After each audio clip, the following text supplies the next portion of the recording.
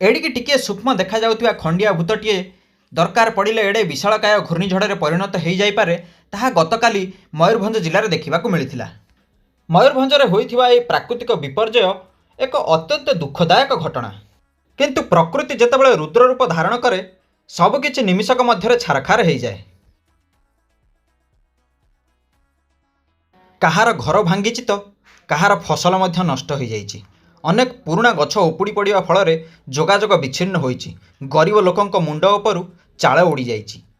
प्रकृतिर एही प्रलय आगरे मनीष आज असहाय।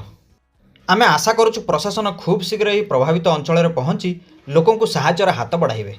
विपत्ति समय धैर्य ही एकमात्र साहस। आसंतु समस्त मिसी जगन्नाथ पाखरे एतिकी प्रार्थना करिबा जेमती खूब शीघ्र सबकिछि स्वाभाविक हो एवं काल बैशाखीर प्रभाव में यही पोखरी गोटे मोटरसाइकेल, गोटे स्कूटी एवं ता सहित गोटे ऑटो मध्य पड़ जाइथिला एवं किछि व्यक्ति मध्य एथिरे प्राण हराइथिले।